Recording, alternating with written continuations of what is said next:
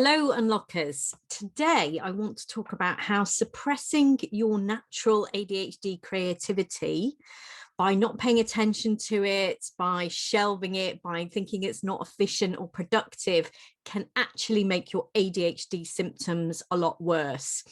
So anecdotally, from the hundreds of people that we work with, our members, and that ADHDers across the world that we have contact with, we know that if our creativity is not allowed an outlet, it can make us anxious, it can make us more depressed, which in turn can increase our ADHD symptoms. And I've seen a lot of ADHDers, once they give space for joy and creativity in their lives, it actually removes some of the anxiety, and they actually ironically become more productive, happier, and their ADHD symptoms go down. So what I want to talk to you about is, number one, please carve out space to be creative.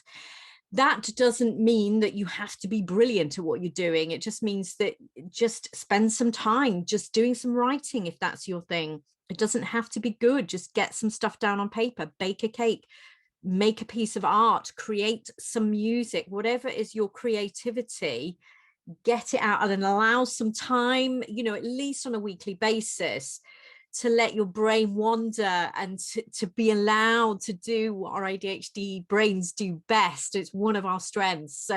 So I would really like to encourage you to carve out time, and don't make it something that happens only as a reward when you've got other stuff done. It's really important that you carve out time for your creativity and for your mind to wander and do what it does best.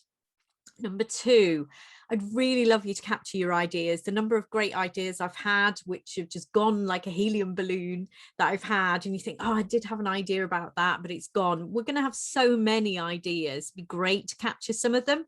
Just write them down. Have an app or a book, a booklet, a bullet journal where you write them down, and then maybe get into the habit of reviewing them and seeing what you want to pick up just for joy's sake. On a regular basis. But number three, please don't fall into the trap of thinking that you have to be really good at something in order to be allowed to be creative. Play the guitar, even if you're really bad at it. Sing, even if you're really bad at it. Write a poem, even if it's not going to win any competitions. It doesn't matter.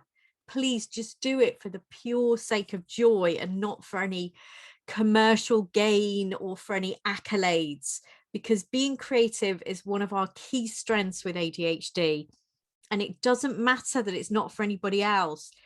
I would really like us all to kind of relish in the pure joy of just being able to create just for the sake of it and no more. So number one, carve out time. Number two, try and capture some of those fantastic ideas. And number three, just be creative for the sake of pure joy and nothing else.